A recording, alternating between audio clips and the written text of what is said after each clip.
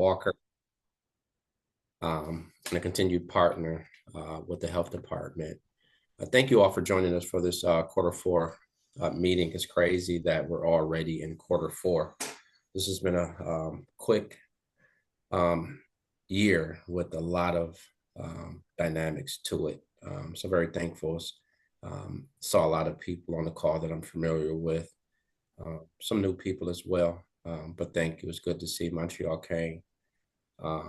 As always, Marcus, good to see you again.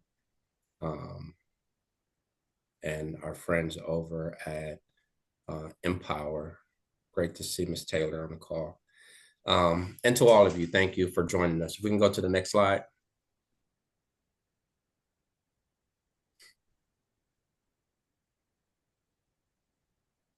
So we'll start with introductions and check-in.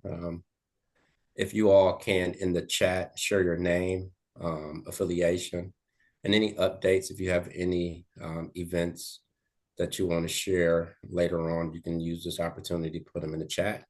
Then we also have a check-in question. Share one word that reflects how you're feeling. And again, that one word you can put in your chat also if a few of you want to come off mute, do introductions, encourage some of our newbies, if this is your first time on a call, to introduce yourself. Let us know who you are, who you with, and then you can take a stab at the check-in question. Share one word that reflects how you're feeling. My one word would be is resilient. There's a lot of uncertainties with families and individuals this year with what's happening politically. There's been a tug of war, if you will, with SNAP benefits. They were released and now they're asking for them back. And this is, right before the holiday season. On a personal note, OCWS that was housed with the Department of Administration. There was a vote last week. Now we're seems as if OCWS will be its own department starting January 1st. So again, that creates some uncertainties also. We need a budget. We need to know what initiatives that, we're holding on to and letting go of. And, so a lot of, just a lot of different dynamics, but that's my one word. I'll open the floor up to anyone else, and I'll share some of what's in the chat as well. But if anyone want to come off a mic and share who they are and their word, feel free. Charlene Wright in the chat said, good morning, Charlene Wright, public health social worker with the City of Milwaukee Health Department. Got Daryl, our community manager, feeling anxious. His word is anxious. Quinn, I'll share while you read through. This is Marcus. Good morning, everyone. Marcus Hogan's Director of Health Strategy at the City of Milwaukee Health Department. Not my first time in the space, but I haven't been in a while just because all the other obligations that we deal with at the health department. I think the word I put in the chat was appreciative. I think there are oftentimes we can feel down and oftentimes we can, think of all the excuses we can come up with to feel down and hard on ourselves. But I think it's also an opportunity to be appreciative of those spaces that we are not in the lowest of low spaces half the time, and that we could be. And so I'm appreciative that we have the space and opportunity to convene here, discuss this work with Quinn and Robert is leading, and then, really look forward to where it's going and how to continue it as we move into the future. Absolutely. Thank you, Marcus, for that. Dorothea shared her word is encouraged. She's staying encouraged. I can share, Quinn. I think my word would be inspired. Despite everything that's going on, the work continues to move forward. People continue to build together, plan, and execute the work. So definitely feeling inspired. Absolutely. Thank you, Leilani. And you've always been an inspiration to myself as you support me through Cardiff and other initiatives. So thank you, Leilani, DJ Johnson with Safe and Sound, who I'm even surprised to see on a call, but not surprised because I know her spirit and I know her character. But she's feeling heartbroken. DJ recently shared. Recently, she's dealing with loss of loved ones. And DJ, just so you know that, I've been praying for you. Daryl shared with me earlier this week some of what you're dealing with, and my prayers for strength and comfort is definitely over you and your family in this time of bereavement. And thank you also for your commitment to the work. Hi, Quinn. I'd like to introduce myself. I'm Craig Ellis with the Southeastern Wisconsin Veterans Suicide Task Force. And I'm here today. Robert Walker invited me to this format. So I'm glad to be here to share with you about what we're doing, the task force, and also at Corporate Community Grace, Post 455, pertaining to a National Guard and Reservists who are not serviced at the VA because they don't qualify for benefits. Thank you, sir. Absolutely. Thank you for being here. And thank you for your service. We just celebrated Veterans Day. I believe it was yesterday. Thank you for your service. Thanks, sir. Hey, this is Montreal Kane, Executive Director of the Mirror Response Team and co-chair of the Milwaukee Mental Health Task Force. Sending condolences to DJ and happy Veterans Day to everybody. Good to see you, Quinn. Thank you. Thank you, Montreal. Good morning, everyone. Charlene Wright, public health social worker, City of Milwaukee Health Department. I put grateful despite the challenges that we may be having. Just to wake up, just that's a peace of mind, or just even have a drink of water. So sometimes it may be a little, but it's still big, because you think about water, we need it to stay healthy or to live, and other things that somebody may not have. So I'm in that place it may be a little bit, but it's a lot. Just say grateful. Thank you, Charlene. Leslie Walker with Vision Zero shared, she's tired but thankful. Absolutely. Thank you for sharing, Leslie. And you can continue to put who you are, your affiliation, and your one word in the chat. We'll move on to the next slide.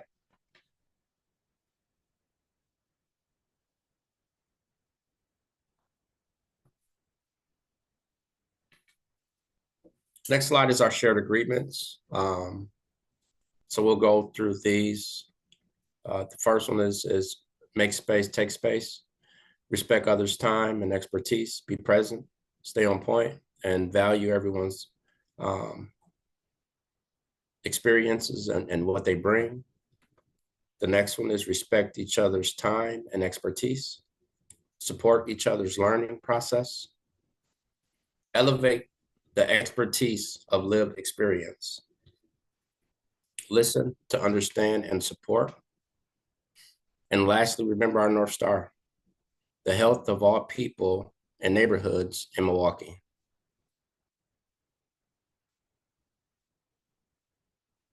Here's our agenda real quick. Introductions, quick overview. We'll go over the evaluation of 2025. We'll talk about our MKE Elevate champions and the nominations. Then our partner spotlight. Upcoming events and updates will allow you all to share out any information of any upcoming events, opportunities for us to partner and collaborate on. And then that'll be the day. We'll wrap up. Purpose of today's meeting is to build relationships among this group of community members. We know the power of collective impact. We know that, this isn't just one person or one organization's responsibility, that this is a shared responsibility. This is a shared community, so that building relationships and partnering and collaboration is very important. Number two, MKE Elevate. Safe and Supportive Communities Action Team updates. 3 nominations for 2025 MKE Elevate Champions. 4, evaluation, should say Elevate, evaluation of 2025 progress review survey. And lastly, highlight MKE Elevate partnerships and community partners impact in the community.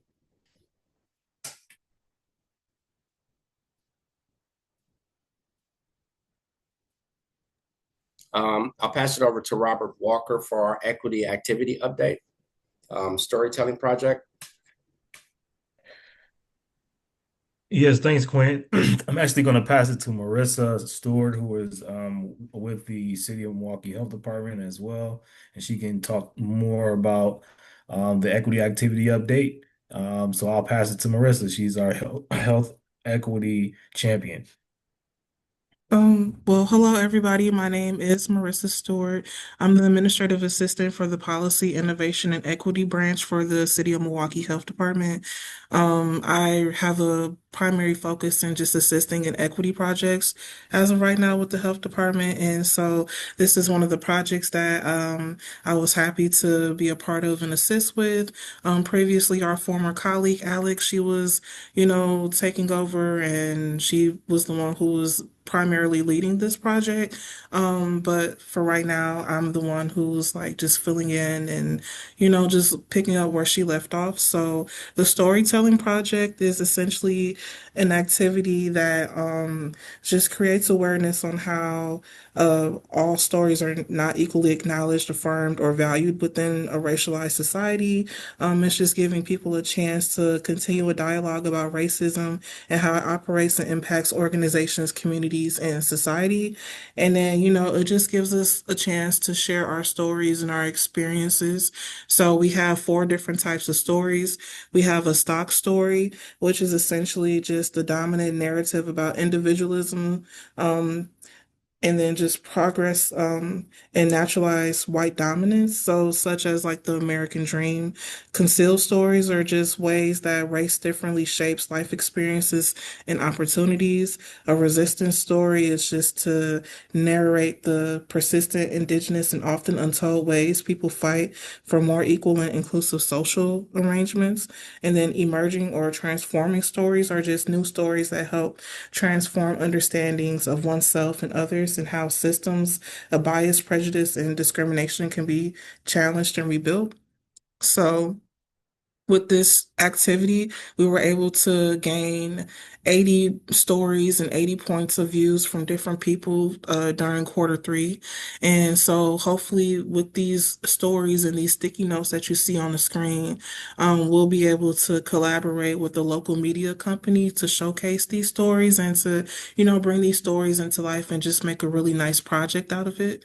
So that's pretty much what we've been doing with the storytelling project. We're pretty much in like the final stages of it, but we're, just trying to find a way to make it accessible and share out the stories.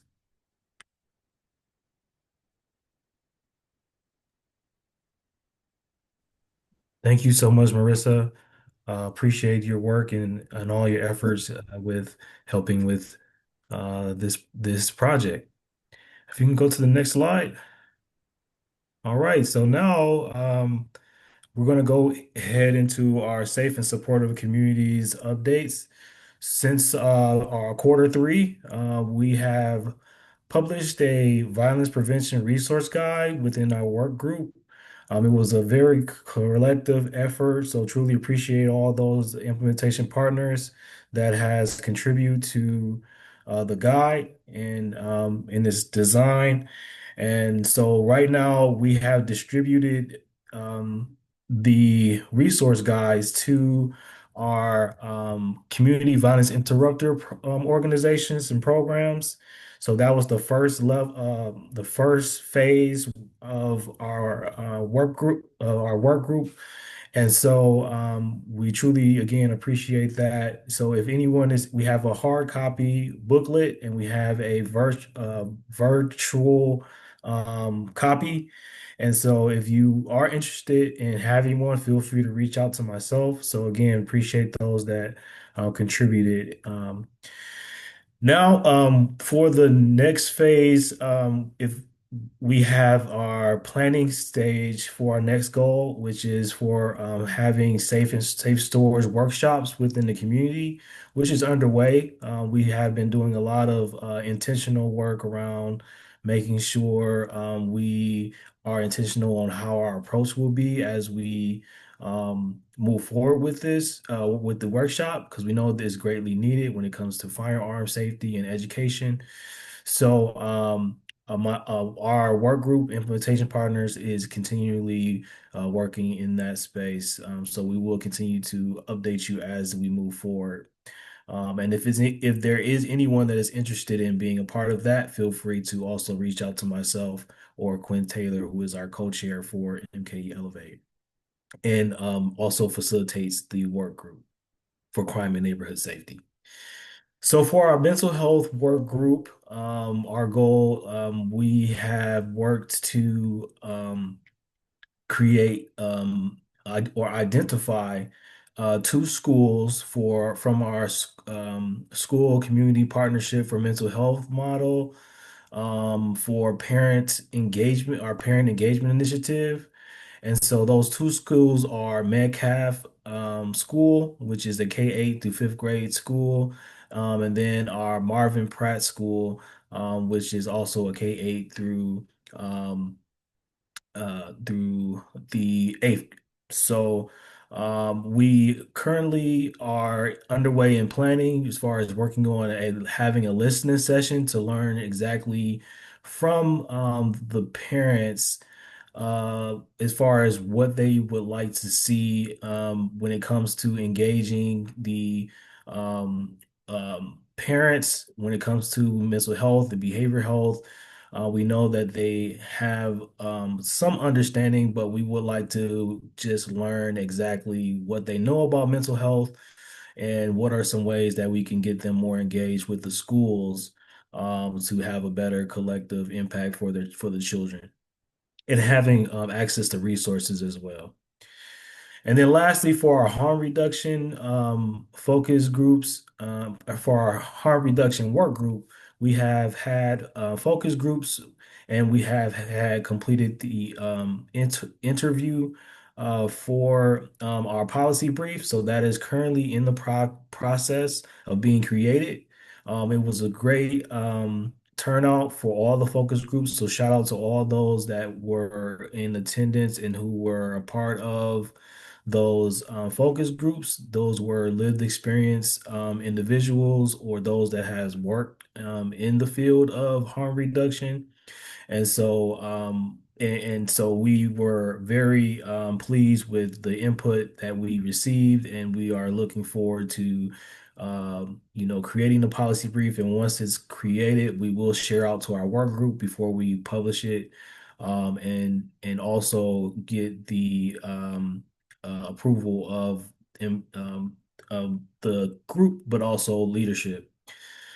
So, our next action team work group meeting will be the harm reduction will be November 20th at 2 p.m. Then we have our mental health work group meeting, which will be December 15th and at 1 p.m. And then we have our crime and neighborhood safety that will be December 8th at 1 p.m.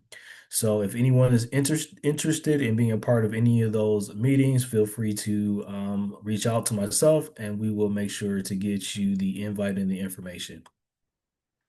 Next slide.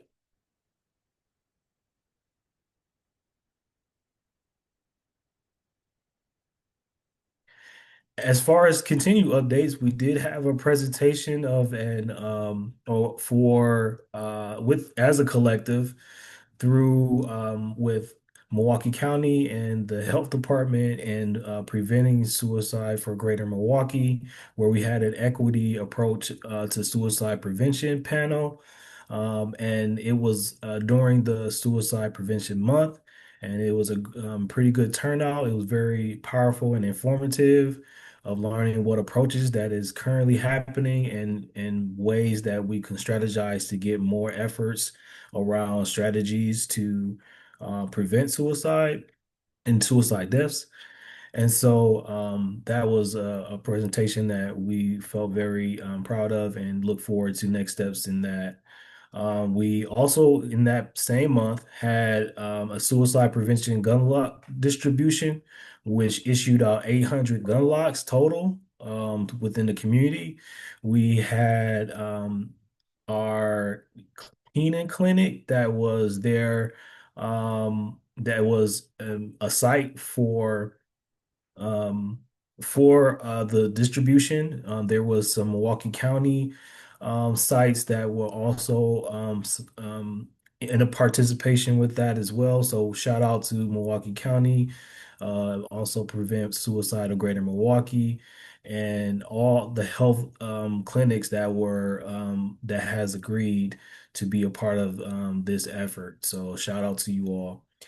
And then lastly, the events we had that we were a part of was the City of Milwaukee Fatherhood Summit, which was very informative. We had a lot of resources that were there. We had fathers getting resources. We had them getting screening um, for prostate screenings. We had lead screenings there. We had many resources. We also had the mayor there to give an address, and also the county executive Crawley, excuse me. So it was a great event. We truly seen a great turnout and a great impact in that fatherhood summit. So shout out to all those that were part of it, that if they were volunteers, if they were they resource as a table, and all those fathers that actually participated as well. So grateful for that. Then we were also a part of the community medical services open house, where this is the first one in on the south side. So this was the first clinic on the south side that has an opioid treatment program. So we were able to, be a part of that event too, and we were very excited, excuse me, for the work that is going to happen as they continue the work. Next slide. Okay, so now we're going to go into our annual progress review survey.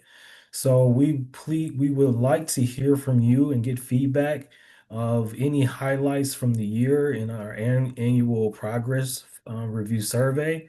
So we would like to take about 15 minutes for you to start it at least, or complete it.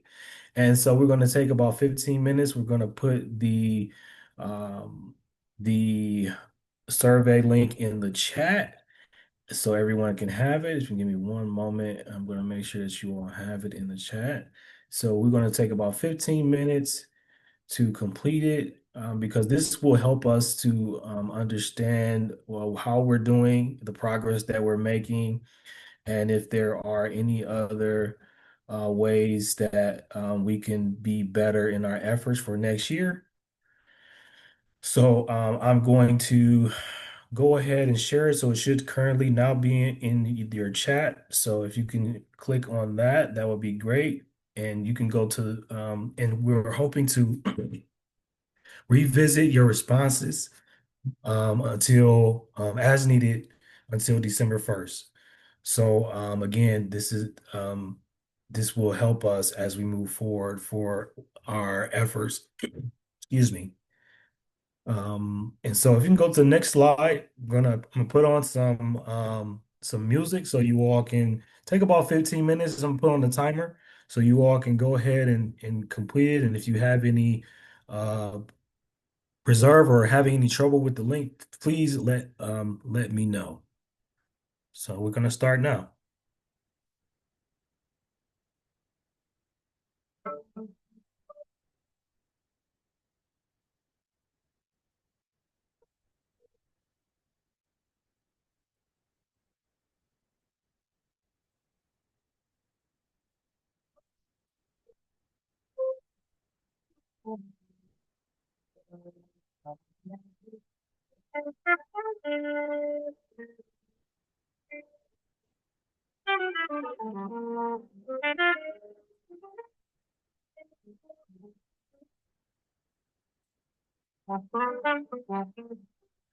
Some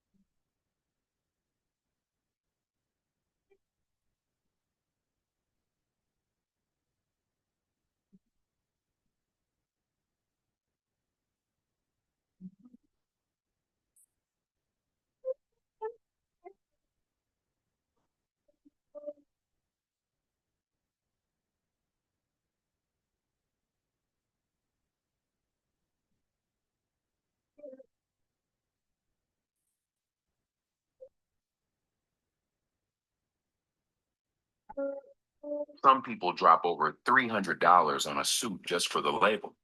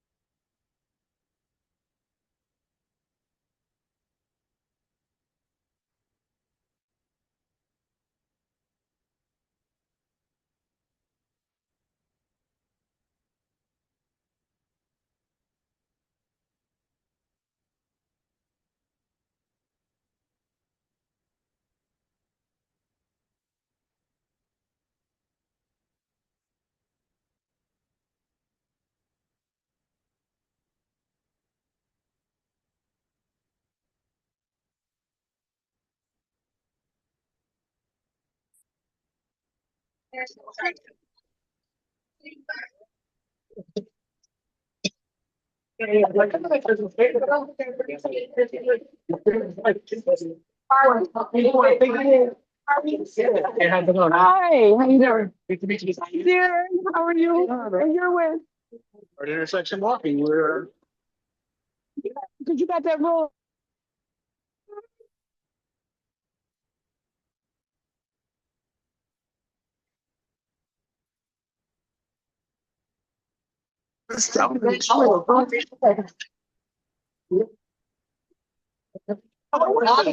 We are. Yeah, this.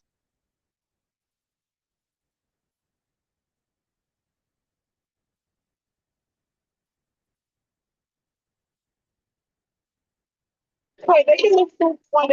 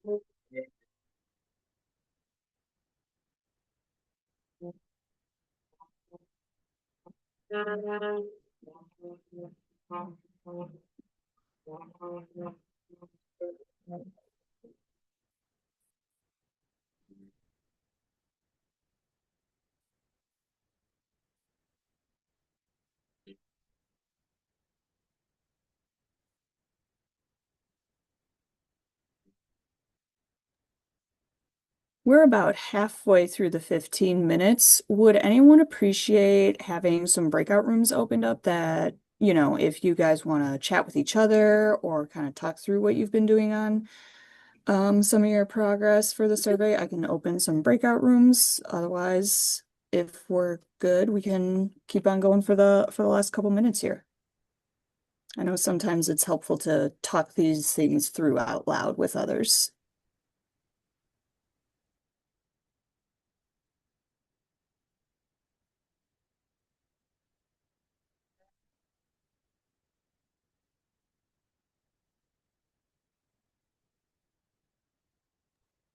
Also, if anyone's got any questions or is wondering about one of the particular questions, feel free to come off mute or put it in the chat.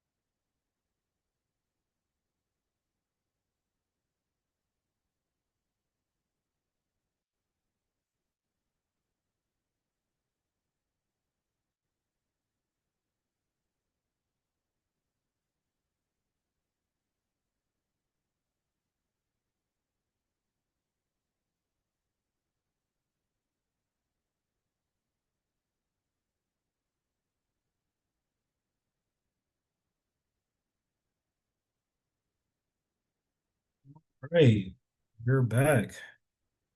So hopefully, you were able to get the survey completed or have some of it completed. If not, feel free to finish it at a later time. We will, in a follow-up email, be sending it back, sending the link to you. So if you know anyone else that has been a part of MKE Elevate that would like to share their our progress, feel free to also share the link as well. Um, all right, next slide. Okay, so now we're going to go into our MKE Elevate Community Champions nominees. So, in preparation for our MKE Elevate General Members meeting and our end of the year celebration on December 4th, we would like to share the nominees for voting for the outstanding community membership of their dedication to our mission. So creating a Milwaukee where all people are thriving in safe, healthy, and equitable neighborhoods by aligning strategies and building power, partnership, access to resources, and opportunities for collective advocacy. So the selection criteria is active involvement, so contributing to one or more work group, action team, or steering committee, demonstrate commitment, engaged in meaningful community action, and leadership for equity, exemplified leadership through a health, equity, and anti-racist lens. So help us honor those who are championing um, positive change in our community. So again, I'm going to share the link so you can um, feel free to cast your vote. And from there, after I've shared the nominees. So let me go ahead and share the actual link, and then we'll go forward with our nominees.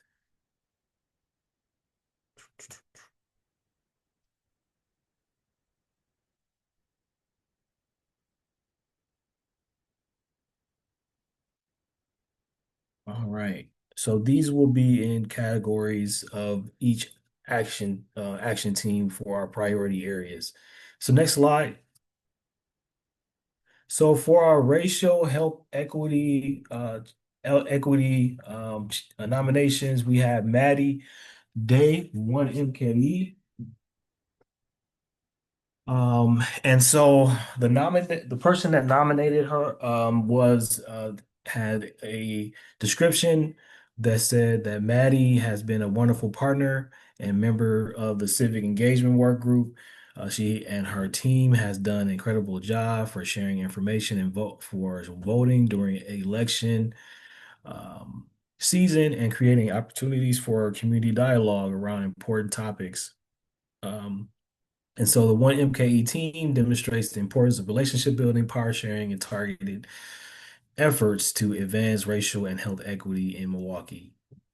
So then we have Mazda, which is a Zilber school at the Zilber School Public Health, and I apologize if I um, butchered the name. But Mazda joined the steering committee this year and had consistency showing up to both the steering committee meetings and socials, as well as conversations around life expectancy. And so he has commitment to growing the next generation for public health leaders and advance racial health equity and shows up in a very humble way and committed to improving the health of Milwaukee. Then we have Susan from the American Heart Association.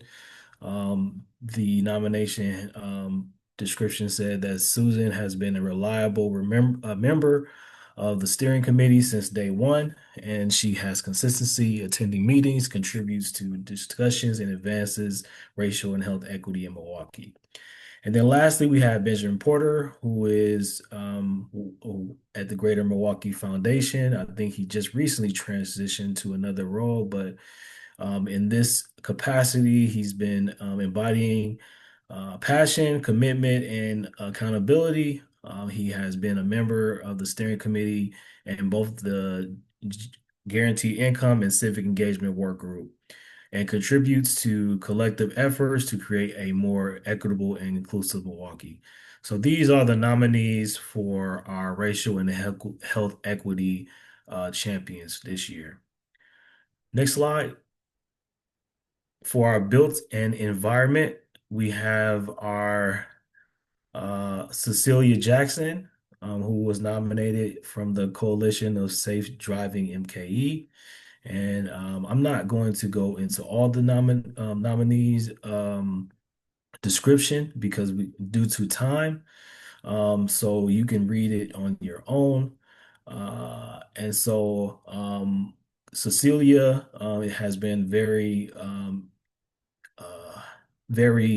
engaged and focused in areas of Vision Zero when it comes to city policy, reestablishing accessibility when it comes to drivers' education, and raises awareness of reckless driving and combating reckless driving. So that is Cecilia Jackson. Then we have Beth Van Groep, which is Gorp, which is her organization is Habitat for Humanity.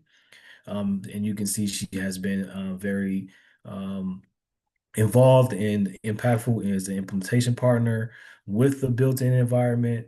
Then lastly, we have Crystal West from the Amani United, and she has been engaged in housing and as the housing and economics or economy, excuse me, chair for the Amani United, where she advocates tirelessly for cultural literacy and economic empowerment by addressing homelessness through Milwaukee and its surrounding areas.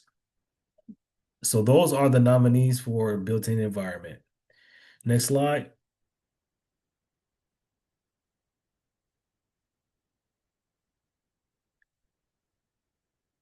Okay, we have more from built-in environment, which is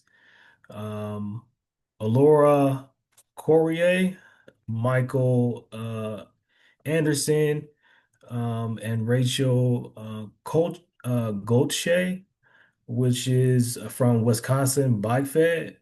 And it's excuse me if I again, didn't say the name right, but they are all from Wisconsin Bike Fed, and they have been great implementation partners in establishing the work within our built-in environment. We have Raphael from a thousand friends and of Wisconsin, and then we have Alicia from and Kimberly from American Cancer Society. Next slide. All right, and I'm going to turn it over to Melissa to share her nominees for the equity for the excuse me for the maternal and child health community champions. I'll turn it over to Melissa. Sounds good. So we do just have this one slide for the MCH nominees. We have Allison Chavez Stewart of Planned Parenthood of Wisconsin. She's attended a majority of the meetings for our sexual and reproductive healthcare work group, and she's done a ton of outreach for that group using her contacts at her organization. And she's very committed to the work group itself and the broader action team. Dr. Tariki Jackson with her own organization, Empowerment Beyond Loss. She started her own nonprofit this year and has already done a lot of work to support women who have gone through a pregnancy loss.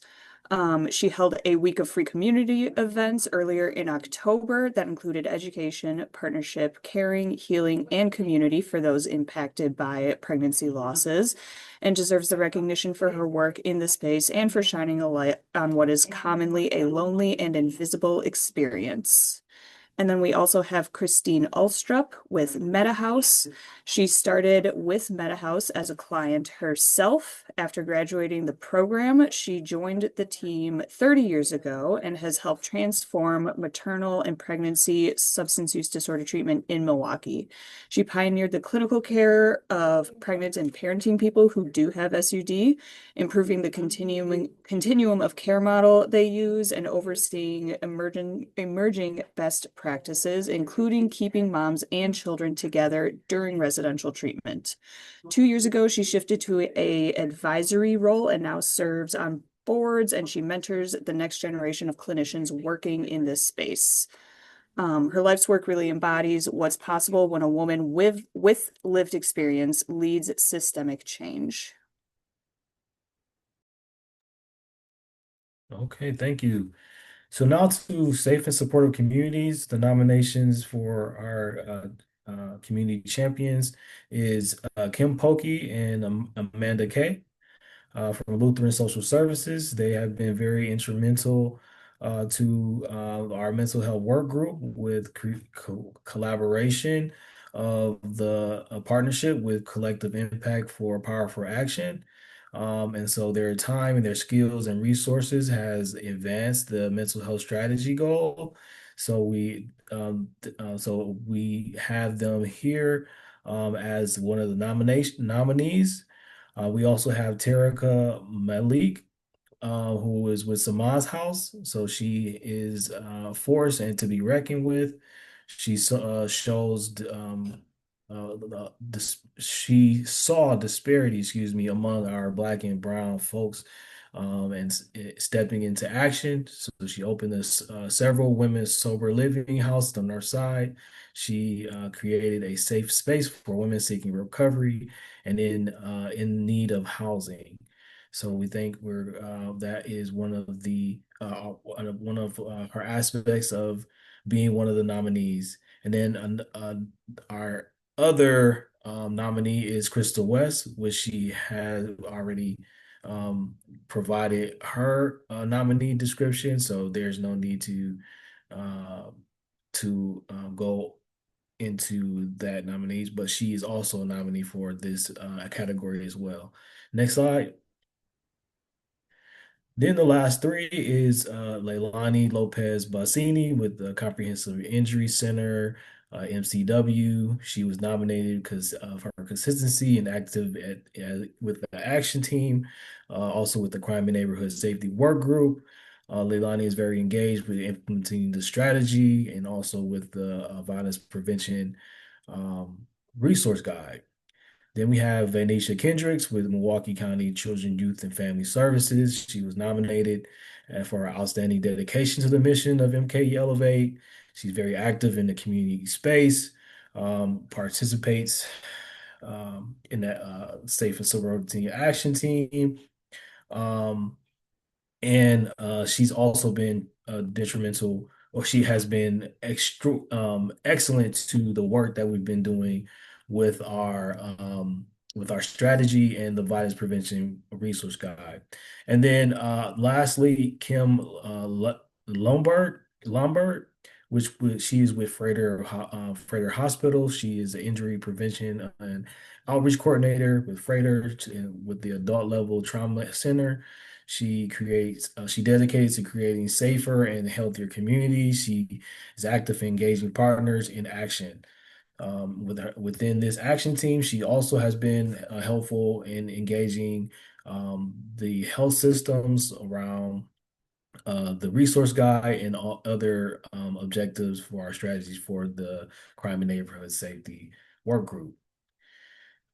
So these are our nominees for our safe and supportive action team champions. So now we're going to have our partner spotlight, which will be from Craig Ellis, who is from the Southeastern Wisconsin Veteran Suicide Prevention Task Force. And I will pass it to Craig. Hi, it's Craig Ellis here. Give you a little background about myself. I'm a retired city of Milwaukee detective. I worked for the city from actually 1980 into 2017 when I lost my elbow in a freak accident. So I got with the Southeastern Task Force back in November 2019. It was basically a concept then of the task force to address issues of veteran suicides in Wisconsin. As most people know, you always hear 22 a day. 22 a day, 18 are reservists and National Guards. And the reason the National Guards and reservists are the highest numbers is because they do not have the same access to services that you would have in a regular military installation. And a lot of times they come to Milwaukee and they do not have family here. A lot of what has happened around 2018, the military started bringing soldiers in that were E5s and above other states that to drill in Wisconsin to keep their rank. So I want to try to share my screen to our PowerPoint.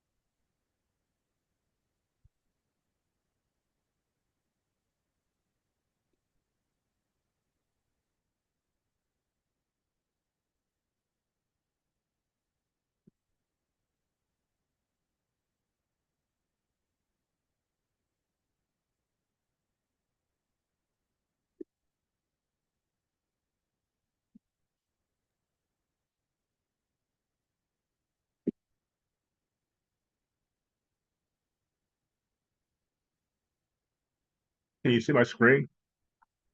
Yes, we can see it. We Okay. Just trying to make it larger for myself.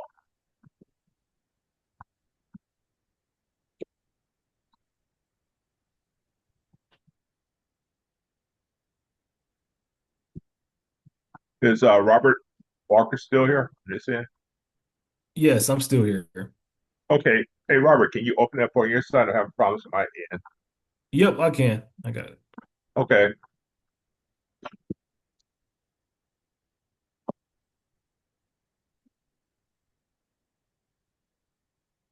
So while Robert's opening it up, I will give you more background. Anyway, I'm a certified mental health first aid instructor. I'm also a certified parent specialist, and I'm certified in crisis intervention through NOMNI. I got that certificate before I left the city of Milwaukee. Thank you, sir. So, the Southeastern Suicide Prevention Task Force, City of Milwaukee, Reentry Support, our history of our task force. That's the next slide, please. And we're going to cover the reentry, the medical, mental health, and we're going to our task force. Our task force was developed to in collaboration in the fall of 2019 in Southeast Wisconsin to work with many other groups outside of the VA, because the VA was not addressing issues pertaining to non-combat veterans. After Vietnam, they changed their policy. During Vietnam, you could be a stateside veteran, never served in country in Vietnam, you just get services. But for veterans who never went into combat after 1975, those veterans are not allowed to receive services at the VA unless they actually are deployed or they are 180 days on active duty. Training days that do not count. Next slide, please. Next slide.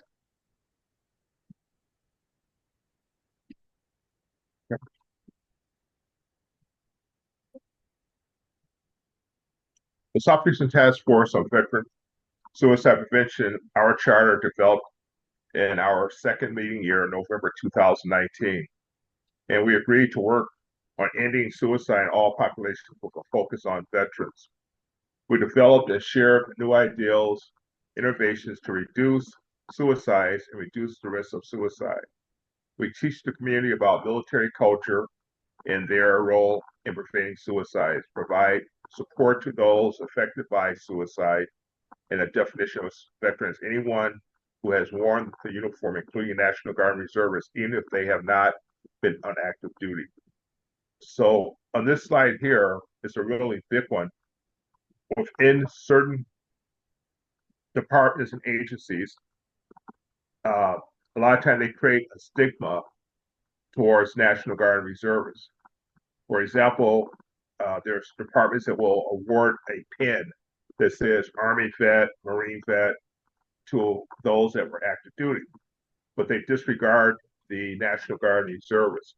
And that causes the National Guard and reservists to feel that they are not valued the same as those who have actually served on active duty. So that's why the suicide rate increases with that particular demographic of service members.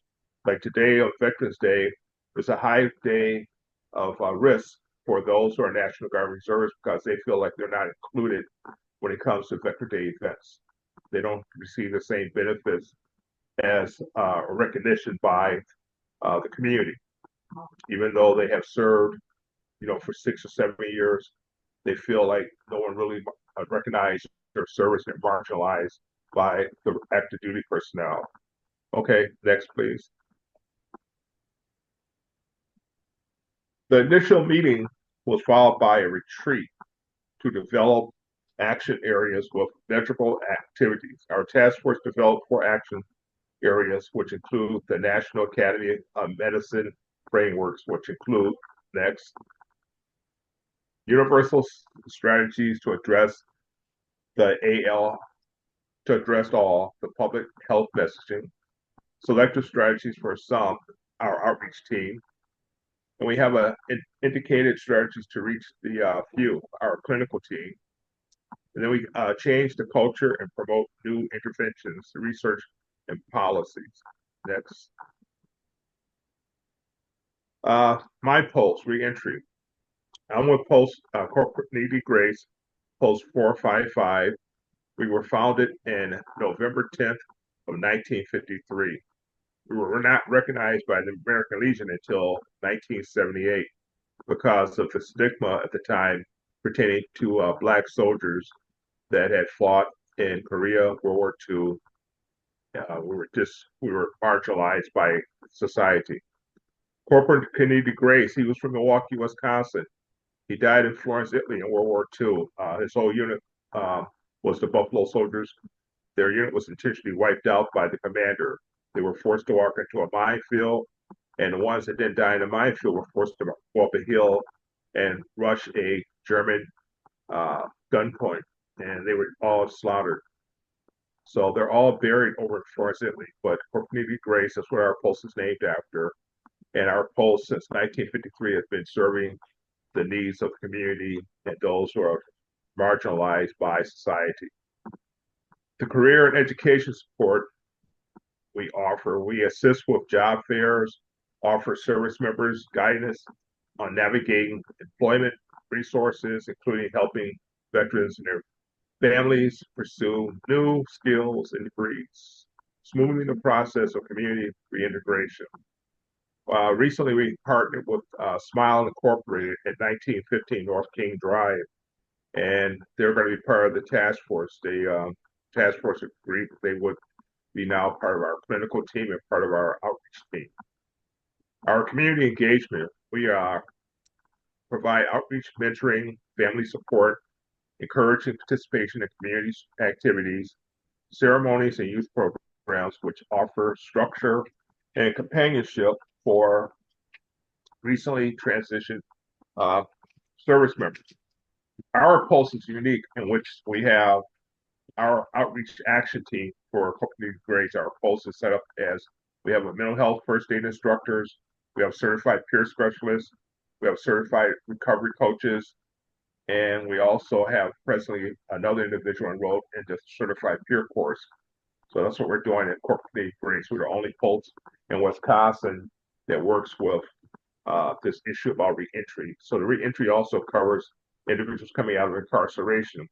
The individual is incarcerated for 90 days, they lose their VA benefits and they have to reapply. And the process could be very taunting for these guys to get back and females to get back their benefits. So especially for someone that's been in federal incarceration, it's hard for them to get their benefits back in a timely manner. Next. Mental health first aid training helps service members who are no longer in the military by teaching them critical skills to recognize, manage, and respond to mental health and substance abuse challenges that can arise after transitioning to civilian life. This training emphasized early intervention, de-escalation crisis, and connecting individuals to the appropriate professional resources, all while combating mental health stigma and supporting resilience. We also empower veterans to identify symptoms of post-traumatic stress disorder, depression, anxiety, and substance use commands issues after is a common issue after military service. We foster resilience through stress management techniques and coping skills tailored to the unique experience of military and culture and identity shifts. We encourage seeking professional help counseling and assisting veteran-specific resources for the long-term care of the veteran. So we're always looking for other partners to partner with that will provide that service to the National Guard Reservists or a veteran who does not qualify for VA services. Next. Our peer support and recovery support are closely related concepts, but have distinctive features, especially in the context of veteran mental health and reintegration. A peer support involves individuals with similar experiences such as military service, providing emotional, social, and practical support to one another. It is based on mutual understanding, shared experiences, and empathy. Our peer specialists are more focused on mutual support and advocacy. Now, our recovery coach, they must have lived experience with recovery with at least 1 year in recovery documented. Our recovery coach typically refers to a more structured and ongoing assistance specifically aimed at helping someone overcome mental health or substance use issues. It involves guiding individuals through their recovery process, often complementing clinical treatment. Our recovery coaches have a more structured role guiding the client through recovery processes. Next. So if there are any questions here about what we're doing in the community, either at the Southeastern Task Force or at Post 455, we're here to answer.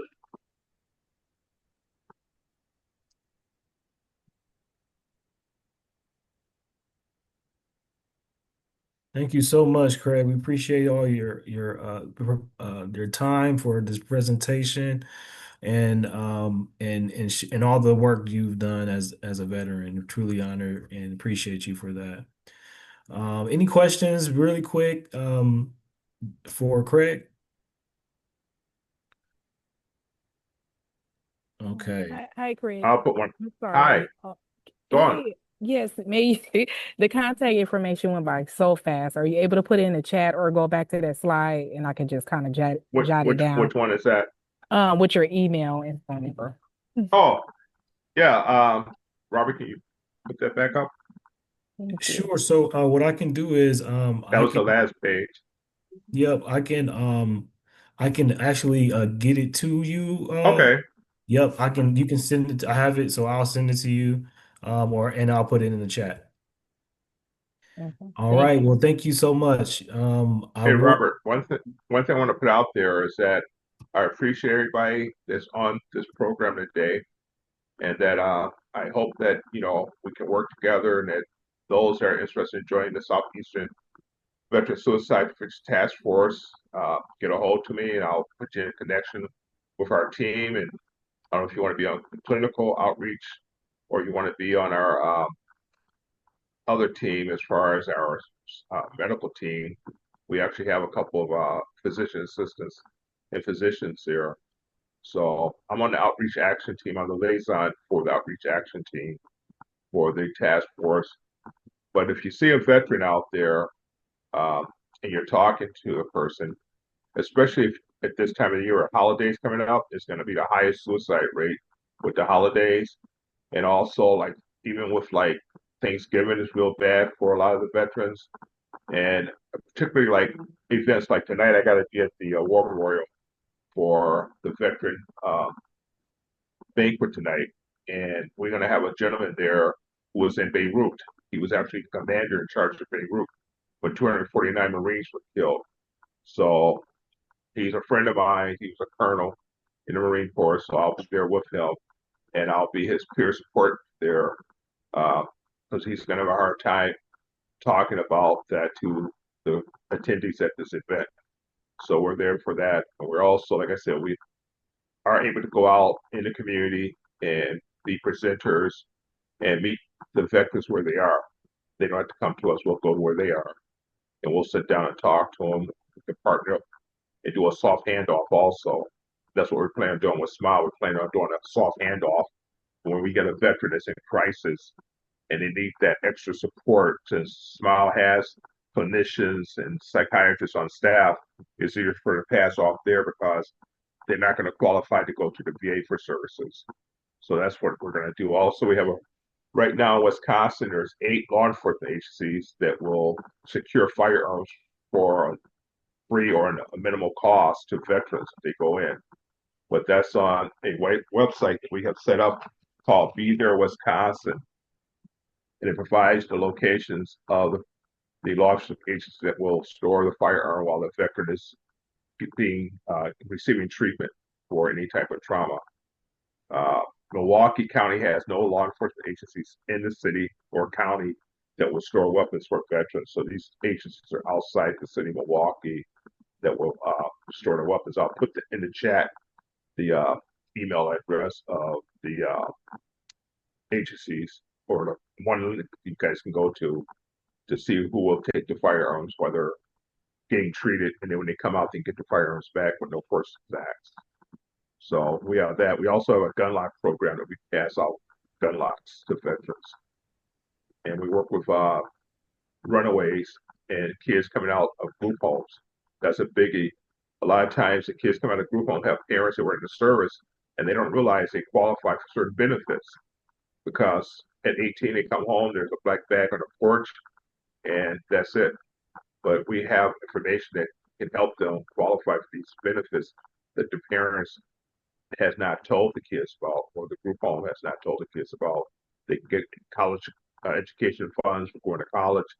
they can get supplement income to help while they're transitioning from a group home into adulthood as adults. So we do that. We also do a book fair at Townsend Street School once a year in Milwaukee, where we pass books out to the school there. And I know somebody mentioned about Marvin Pratt. He's a member of our Pulse, and so was Gerald Colcroft. He was a member of our Pulse. So we have some pretty notoriety people from our community that's a member of the Pulse. But that's what we're doing at Corporate Community Pulse. Like I said, we're the only Pulse in Wisconsin that's doing this type of work in the whole state of Wisconsin for veterans, including National Guard and Reservists. So again, thank you, Robert, for inviting me. I want to stay on and hear the rest of the program. All right, thank you so much. I appreciate it. So we do have one other presenter for the spotlight, which is for VR Fast. Um, Charlie, would you like to? I can pass it to you for the time that we have, or if we don't have enough time, we can table it. It's totally up to you. Um, yeah, I mean, I have about 20 slides here. It'd be a pretty quick run through. If we Okay. did that, if people are okay with just getting a bunch of information really quick, we can do that. Otherwise, I'm fine pushing it to next meeting or next opening on an agenda. Up to you. Let's go. Let's go with it. Okay. I will take over the screen share and make it go a little quicker. Okay, so yeah, I'm going to give an overview of the Violence Response Public Health and Safety Team. I know some folks are probably already aware of this work, but a little bit about myself. So I'm Charlie Vera. I'm a research analyst with the Medical College of Wisconsin. I help facilitate this work along with Connie Kostelak. She wasn't able to be on today, but she also helps lead some of this work.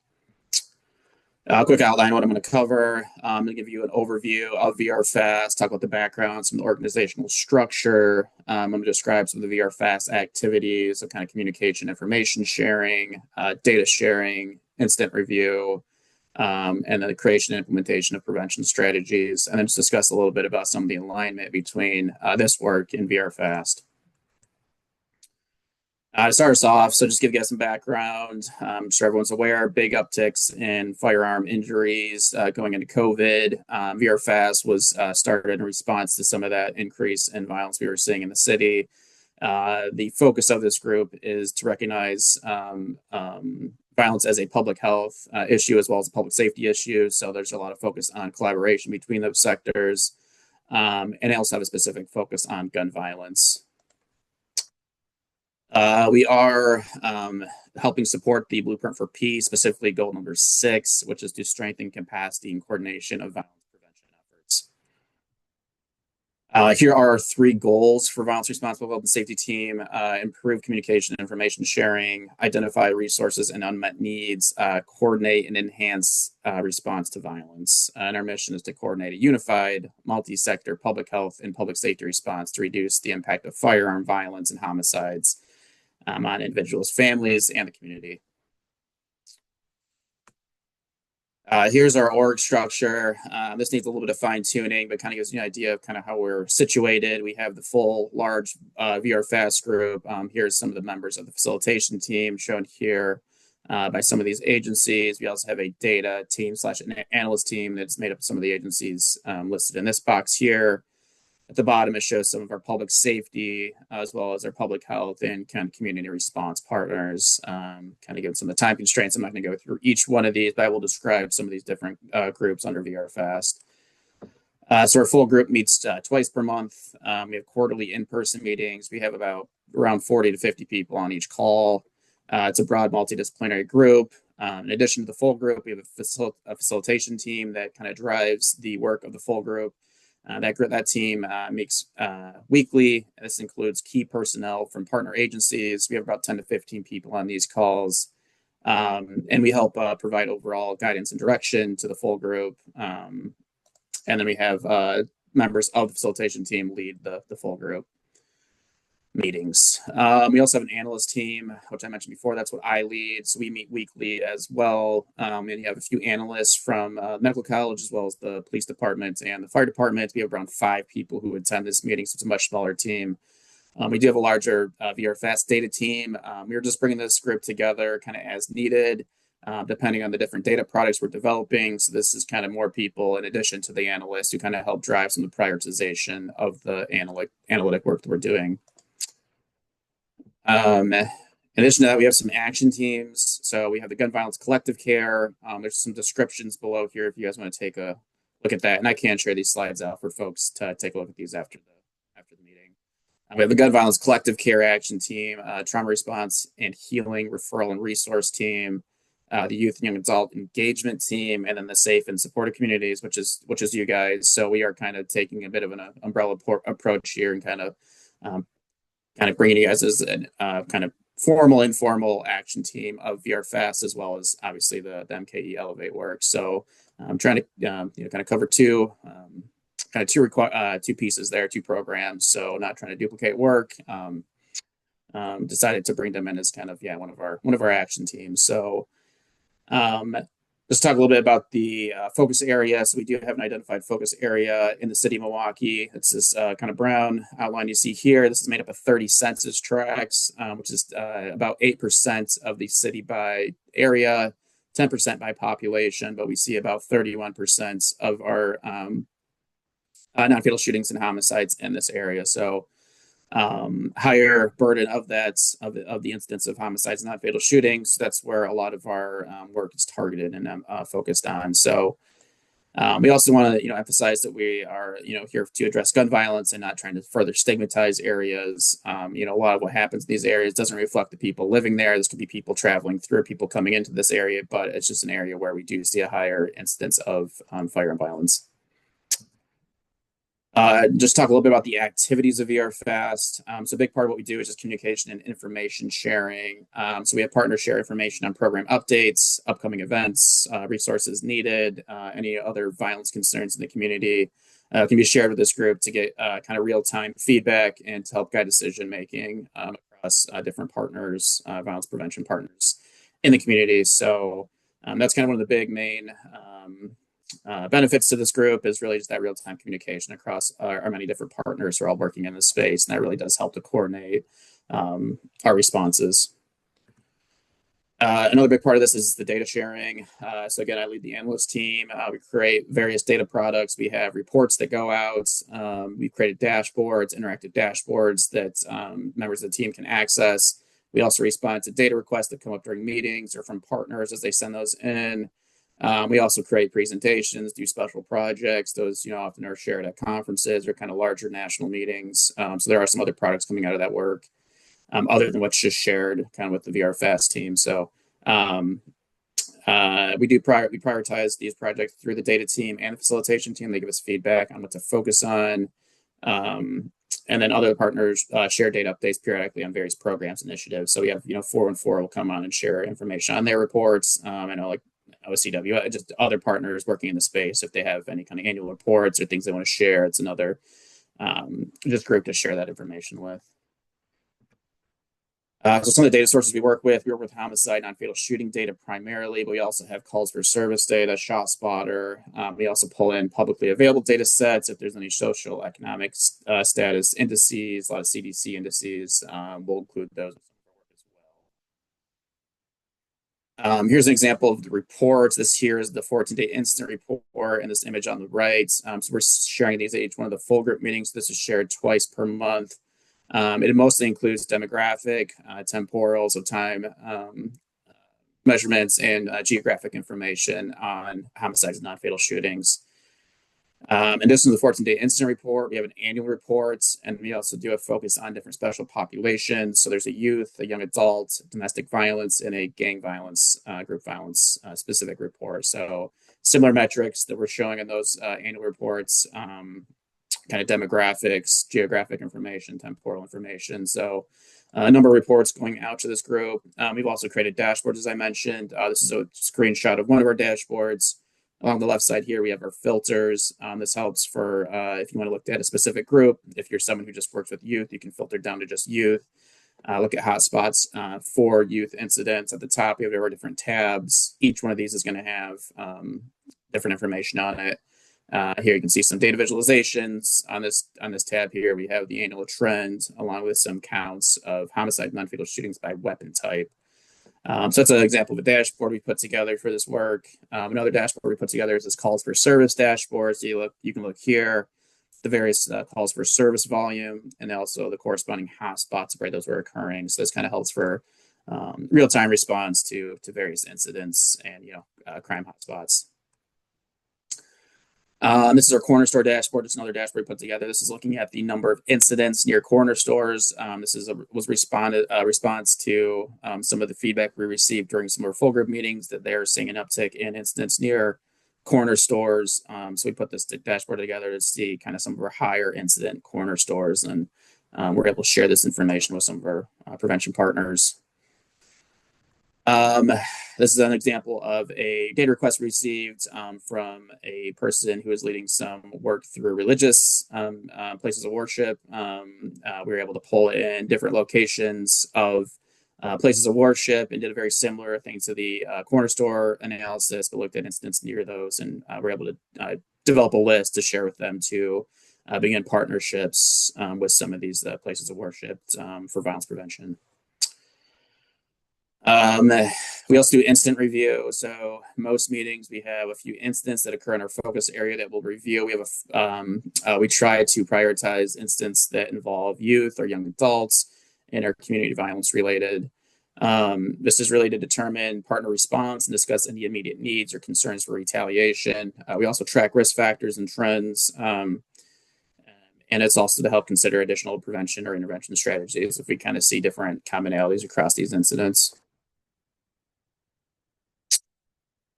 And then I know a lot of people are aware of this. You work in the public health space, but for some of our strategy development, we try to address violence at these various levels. So there's primary prevention, which is considered more upstream, so stopping the violence before it occurs.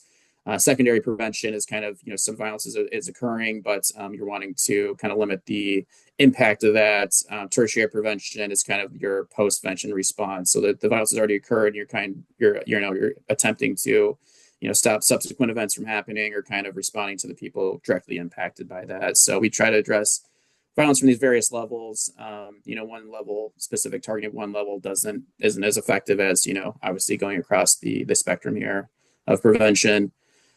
So some strategies we've developed, it's kind of a combination of what we've learned from the data, how the data has informed some of the group discussions.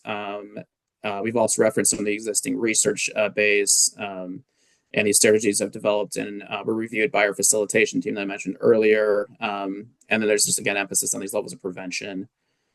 Here are some examples of those strategies. One of the strategies had to have a reduction in homicides and non-fatal shootings. Some of them more general than others, but some of these are specific, to actual housing needs, things like that. So these are some of the areas we've developed some strategies with. Here is an example of some of the more fleshed out strategies that we put together. So this is the targeted education. We have potential topics for this education related to various violence related programming and topics.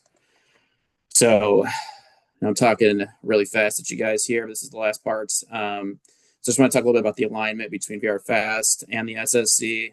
So we have very similar goals when it comes to partnership building, communication, education, and resource sharing.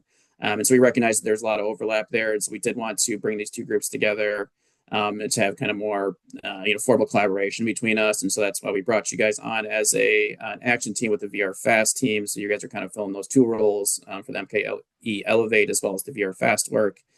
We've already had some collaboration, including some of the resource guides that was developed. We were able to vet that through some of the VR Fast groups and get some feedback through some of those channels as well. We've also been able to provide feedback on some of the community workshops, and have also had kind of open communication around kind of some of the happenings there and updates with that. So, and also looking, obviously many opportunities in the future for us to collaborate. So I think I packed it in before the bell. So that's everything I have. I know we're at time, but if there's any questions, I'm happy to answer those. I have a question. Does your data break down the gun violence that affects infants under the age of 2? Yeah, so we're gonna the homicide non-fatal shooting data is gonna include any victim of a homicide or non-fatal shooting. So it doesn't exclude anyone based on age. So yes, we would have that. Some of the other crime types might not be as easily for us to pull, but we can, look at it specifically by age groups. Thank you. Yeah, other questions? All right, thanks everyone. I'll put my email in the chat as well. So if anyone wants to reach out after the meeting, feel free to send me an email. Thanks everyone. All right, thank you so much, Charlie. Appreciate it. Marissa, could you put up the last couple of slides and we'll be finished. Yeah. Thank you all so much for your patience and commitment to the work. So lastly, just some next steps. So we'll be continuing our ongoing connection for potential implementation partners. We will continue to advance the 2024-2025 priority strategies. We have our next action team meetings for built and environment and maternal child health coming up on November 20th. For built and environment, it'd be 10 a.m. and for maternal child health, it would be at 4 p.m.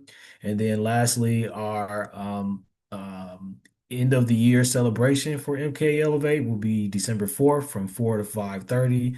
It will be at Concordia 27, which is at 809 North 27th Street, Milwaukee, Wisconsin, 53233. So feel free to come on out, register.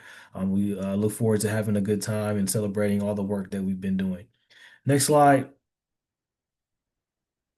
All right, thank you so much. If you have any questions, email me directly, or you can email the MKE Elevate at milwaukee.gov. Again, truly appreciate you all being here, and I hope you all have a great rest of the day. Also honor a veteran, and look forward to much more collaboration to come. Have a great afternoon. Thanksgiving, everyone. Happy Happy Thanksgiving. holidays. Yes, thank you. Happy holidays. Thank you.